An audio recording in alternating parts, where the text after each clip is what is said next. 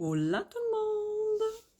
Bienvenido! J'espère que vous allez bien. Bienvenue. Je me sens bien d'attaque pour les lives de cette semaine, comme je vous ai en décalé. On commence aujourd'hui, mardi, jusqu'à vendredi. Ben oui, je viens de donner une conférence dans une communauté de parents et on parlait opposition aujourd'hui. Donc, ça vient de où, l'origine, quoi faire, quelle posture parentale adopter. Et donc, voilà, c'était génial, génial, génial. Bien, bien heureuse, avec des parents super impliqués. Donc, voilà, pour bien comprendre l'origine et surtout changer de regard, changer d'œil par rapport à l'opposition et justement que ce soit donc simple, et donc facile. Parce que trop souvent, c'est ce que je leur disais, on se casse le bicycle, nous on dit ça en expression québécoise, on se casse trop le bicycle en tant que parent, alors que l'enfance, c'est d'une pureté et d'une simplicité si on parle le même langage que l'enfant. Et donc, je leur enseignais ça juste avant. Petit partage.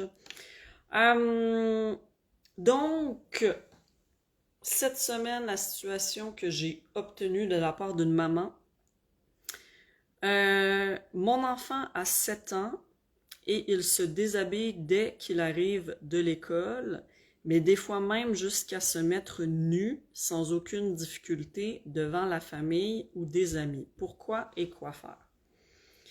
Donc, vous commencez à connaître comment je fonctionne. On divise en 4 temps. Et aujourd'hui, on va voir qu'est-ce qui peut amener un enfant à vouloir agir comme ça pour établir la cause directe, la source qu'on va parler notamment davantage demain avec des explications d'ordre neurologique et neurodéveloppemental, voir la posture parentale par après en troisième temps et aller vers les solutions concrètes que vous pouvez appliquer pour corriger cette situation et que ça ne soit plus une source de difficulté, que ça soit plus présent. Donc, mon enfant a 7 ans, il se déshabille dès qu'il arrive de l'école.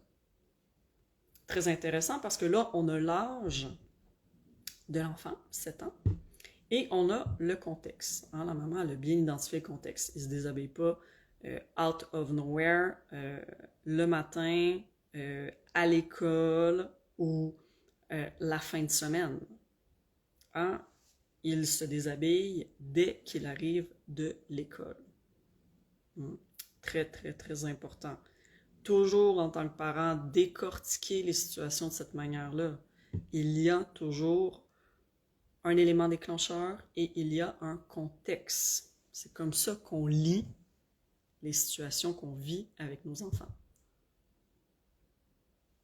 Pour pouvoir mieux s'adapter, mieux intervenir de manière judicieuse, de manière efficiente, de manière précise. Je vous invite d'ailleurs à avoir un petit verre d'eau avec vous, à vous faire du bien pendant que vous m'écoutez, pendant ce live. Donc, l'enfant a 7 ans. Pourquoi c'est intéressant ici l'âge? On avait déjà vu dans mes lives précédents qu'à 7 ans, on est déjà dans le développement cognitif de l'enfant. Dans le sens que jusqu'à 4 ans, il développe la maturité optimale de son tronc cérébral qui est la structure inconsciente et de survie et primitive de son cerveau, qui est la première couche.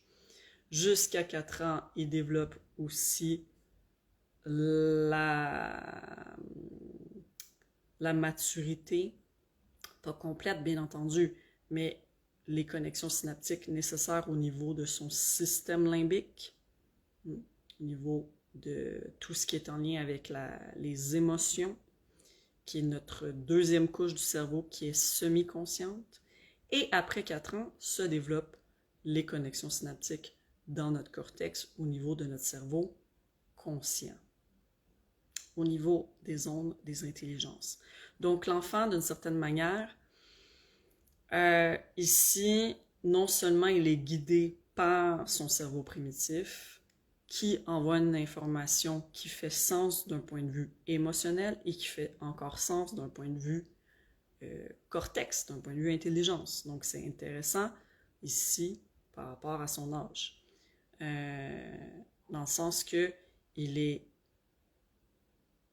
pleinement guidé pour faire ce choix-là de comportement, donc de se mettre nu dès qu'il arrive de l'école. Et son besoin est tellement urgent que son cognitif ne vient pas le freiner. Il n'est pas lui dire « Mais non, on ne fait pas ça, se mettre nu devant les gens. On ne fait pas ça en société. » Non. Ça vous prouve à quel point son besoin, il est huge. Il est grand. Il est important.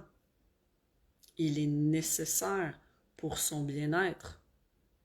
Parce qu'un enfant ne se met pas nu comme ça, out of nowhere. Surtout pas à cet âge-là, surtout pas devant des gens. Parce que la maman précise, mais des fois même jusqu'à se mettre nu, sans aucune difficulté, devant la famille ou des amis. Donc, peu importe le contexte social autour. Famille, ok, c'est des proches qu'on connaît bien, mais amis, on les connaît moins. Ça veut dire que le besoin est vraiment fortement présent. Et la maman me demande pourquoi et quoi faire. Donc, aujourd'hui et demain, on explore le pourquoi et le quoi faire. On le voit dans la posture parentale et les solutions concrètes plus vers la fin de la semaine. Bon, on explore différentes possibilités aujourd'hui, comme je vous ai dit. Il se déshabille dès qu'il arrive de l'école. Premièrement, il peut avoir des inconforts sensoriels au niveau tactile. Dans le sens que arrive un moment de sa journée, les vêtements, ils le dérangent. Je sais pas si ça vous est déjà arrivé, mais moi, j'étais un enfant avec une hypersensibilité tactile. Et moi, mes vêtements, même dès que je finissais mes journées de travail ou même d'école et peu importe, il fallait que je me change. Parce que je mettais une certaine forme de vêtements pour aller au travail, où moi j'étais notamment à un collège privé, j'avais un habit, mais bien entendu que c'est pas des textures vestimentaires qui me rendaient pleinement confortable. C'était pas par choix, c'était par obligation un peu que je mettais ça. Même des fois aussi des vêtements de travail, c'est un peu plus chic ou peu importe. Donc, intéressant de voir ici qu'il y a peut-être une notion d'hypersensibilité tactile qui fait que l'enfant accumule une surcharge sensorielle d'ordre tactile au point que ça devient too much, c'est trop, et c'est dérangeant, et c'est voire même anxiogène. Deuxième chose, il peut avoir aussi une notion de stress. De stress lié à « j'ai tellement accumulé d'exigences pendant l'école, je suis peut-être collé aux autres, mais des exigences aussi non seulement sensorielles, mais aussi au niveau des attentes, des exigences académiques, attentionnelles, que l'enfant, il devient un peu surchauffé en tant que tel. Et donc, le moindre stimuli sensoriel déclenche son tronc cérébral, que je vous disais dans mes lives précédents, que c'est un peu comme, moi j'aime ça utiliser des métaphores ou des images, mais bref, c'est comme un peu le chien de garde de notre système nerveux.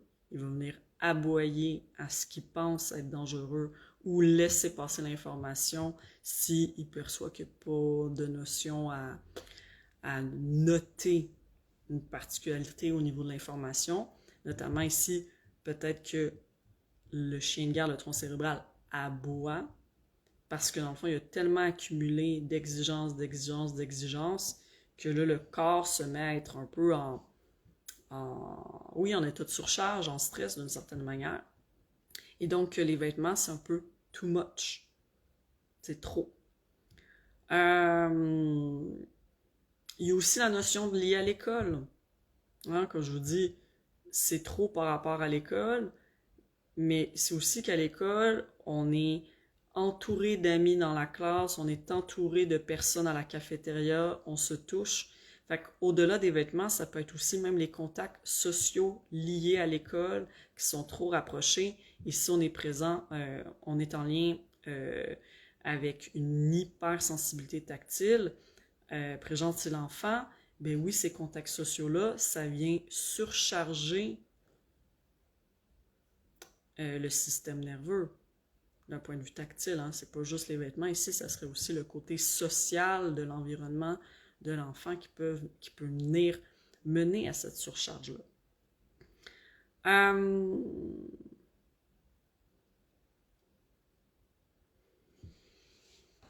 Moi, j'ai déjà eu des demandes à ce niveau-là à ma clinique. Hein, comme je vous ai dit, ça fait 15 ans que je suis en pédiatrie. J'ai eu ma clinique privée ergothérapie enfance à Prévost dans les Laurentides au Québec. Il y a des parents qui me posaient la question, est-ce que ça serait une manipulation?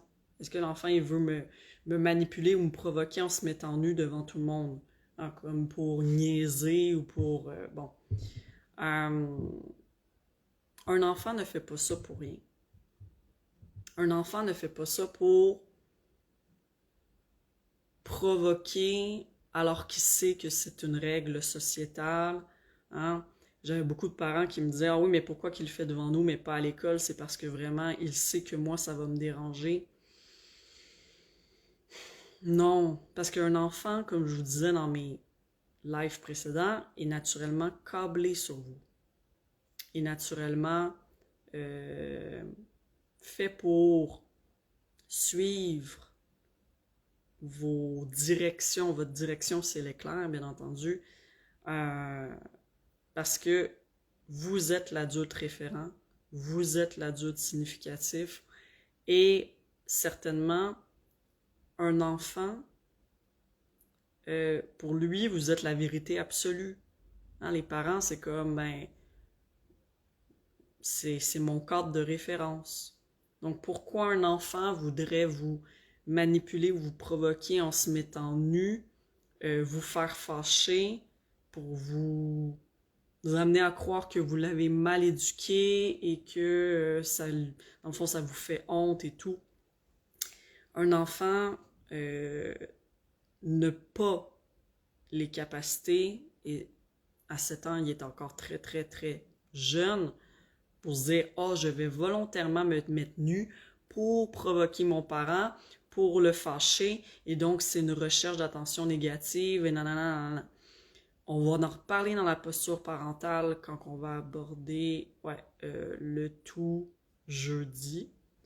Mais un enfant est pudique d'une certaine manière dès qu'il a commencé l'école, hein, parce qu'il voit tout le monde habillé. Il a toujours vu ses parents aussi habillés de manière générale, surtout devant les autres. Donc, il n'y aurait pas l'instinct de faire ça comme ça pour le plaisir de vous manipuler, provoquer, niaiser, etc. Hein? C'est pas pour vous embêter, c'est pas pour vous faire honte.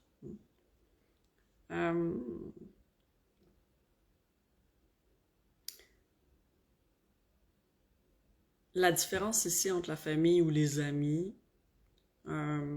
si en plus on voit qu'il fait autant devant les deux, c'est que c'est vraiment, il nous démontre clairement cet enfant-là qui a un besoin criant.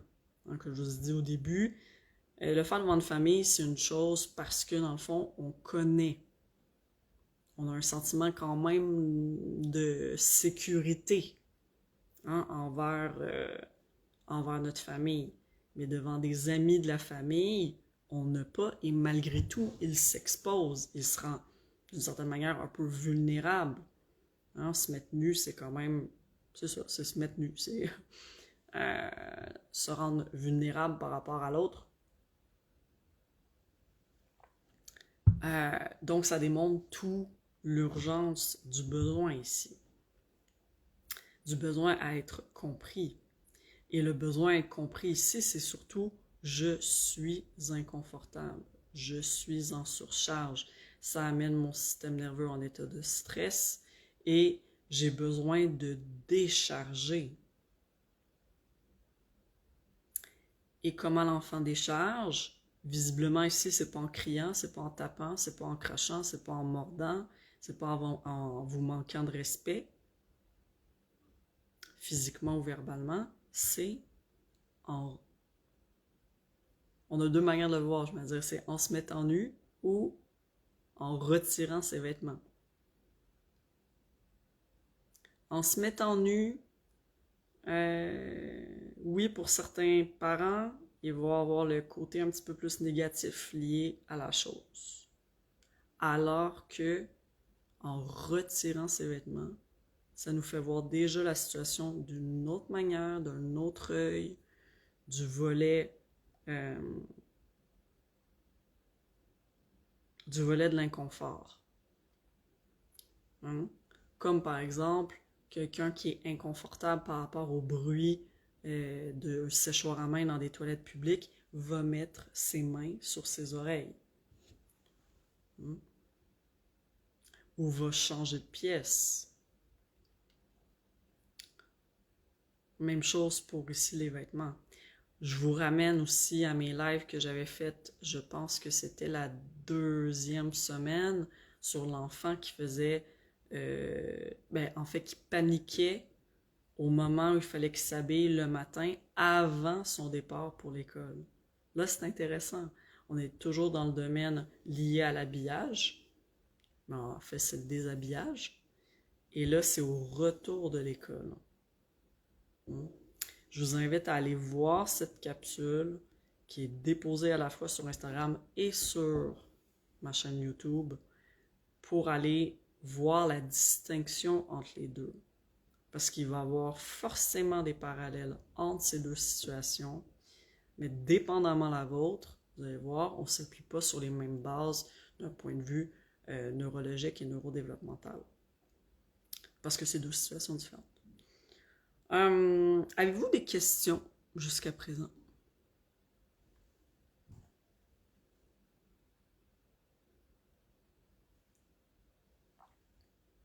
Non, ça va? Je vous invite à m'écrire, comme je dis toujours, en message privé. Si vous avez des questions par après, des fois ça émerge à la suite. Donc, voilà. Voilà. Puis je vous le dis tout le temps, gardez toujours en tête, un enfant ne fait pas un comportement pour rien, tout comme vous. Vous ne vous fâchez pas pour rien, vous n'êtes pas triste pour rien, vous ne perdez pas patience pour rien, vous vous mettez pas à crier pour rien. Il y a tout le temps une source. Toujours. Que ce soit vous, que ce soit chez votre partenaire de vie, chez vos amis, chez vos parents, chez vos enfants, chez vos animaux de compagnie. Le comportement et l'émotion est la résultante de quelque chose. C'est la résultante. Donc, comme c'est la résultante, à vous de trouver la cause. Ça sert à rien ici de crier après notre enfant parce qu'il se met nu puis que vous pensez que c'est pour vous faire honte ou peu importe ou que vous voyez ça comme la manipulation. Là, c'est à vous de travailler sur vous-même. Parce que l'enfant, il n'est pas en train de... Il n'est pas en train de vous piquer avec son comportement. Si vous, maintenant, vous l'interprétez comme étant un comportement qui vous pique, c'est parce qu'il y a bien notion à vous qu'il faut, d'une certaine manière, prendre conscience et libérer. Si à travers le comportement de l'enfant, vous vous sentez rejeté, abandonné, trahi, humilié, ou vous trouvez ça injuste, ben, je viens de vous nommer les 5 blessures de l'âme. Donc, forcément, c'est des trucs que vous devez travailler avec vous-même, reliés à votre propre passé, reliés à votre propre enfance. Mais l'enfant n'est pas responsable de vos blessures et de votre passé. C'est à vous d'aller regarder ça. Hein? Ça, c'est quelque chose que je travaille activement avec toutes mes mamans dans mon programme Artemis, dans ma première cohorte et deuxième cohorte, bien entendu. Parce que justement, quand on est dans le domaine de l'enfance, on n'est plus en train de se regarder notre petit nombril. On est en relation avec un autre être qui a un développement neurodéveloppemental qui est en train de se mettre en place, avec un profil sensoriel propre, avec une personnalité qui est en train de se développer, un tempérament qui se manifeste, avec des émotions différentes de vous. Pourquoi? Parce qu'il y a des besoins différents, qu'il y a des comportements différents de vous parce qu'il y a des besoins différents. Et c'est là que je vous dis, et c'est pour ça que j'ai créé ce programme-là, hein, que j'ai travaillé pendant 1 an, c'est parce que l'enfance, ce n'est pas que l'enfant.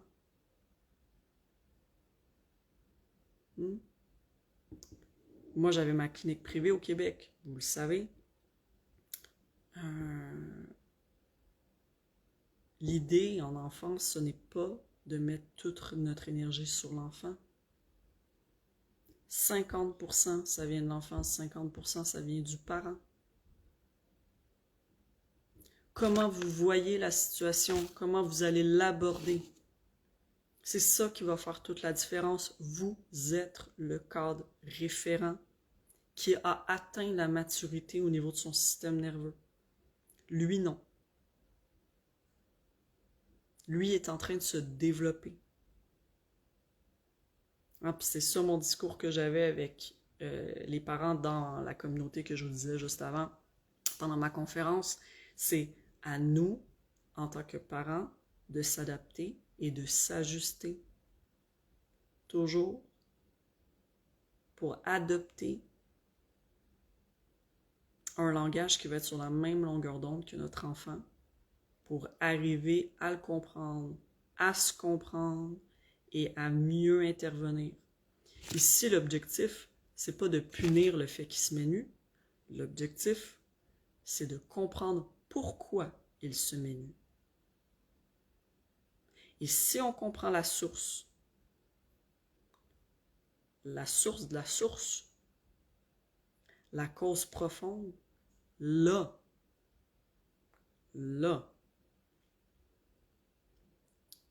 votre intervention va être efficace et le comportement va disparaître. De soi, efficacement, naturellement, facilement, sans que vous ayez à vous battre. Être parent, c'est pas supposé être une bataille. C'est certainement pas supposé être une bataille. Être parent, c'est donner un cadre. Comme je disais à la communauté juste avant, vous avez une plante qui est en train de pousser.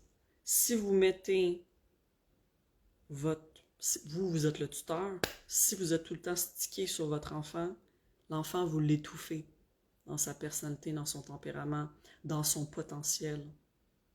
Vous l'orientez comme vous voulez l'orienter, mais de manière beaucoup trop rigide, et donc il étouffe. Si au contraire, comme parent, vous vous mettez ici, c'est trop loin. Le cadre n'est pas là. C'est trop souple, c'est trop mou. c'est trop... Hein, puis c'est là la marge, hein, quand j'entends tout le temps ah, mais la communication bienveillante, ben oui, mais on va pas dire oui à tout. Mais non, oui à tout, ça, c'est un cadre mou. Mais si vous êtes ici et que vous donnez une bonne orientation, moi, je dis tout le temps, c'est ce qu'on veut, c'est donner un cadre doux, ferme et dans le plaisir. Pourquoi dans le plaisir, dans le jeu? Parce qu'un enfant, c'est quoi son rôle? Nous, en tant qu'adultes, notre rôle occupationnel principal, c'est vaquer à notre carrière, notre profession. Bien, le rôle principal d'un enfant, c'est jouer. Donc, si vous voulez comprendre pourquoi un enfant fait un comportement XY, il faut adopter un cadre doux, ferme et dans le jeu. Et là, vous allez parler le même langage que lui. Et là, vous allez comprendre pourquoi il met en place certains agissements, certains comportements. Et là, vous allez pouvoir comprendre la source. Un enfant ne se met nu, jamais pour rien. Un enfant ne met pas des objets à la bouche pour rien. Un enfant ne fait pas de crise dans les toilettes publiques en entendant les séchoirs à main pour rien. Un enfant ne panique pas à l'habillage pour se préparer à l'école pour rien.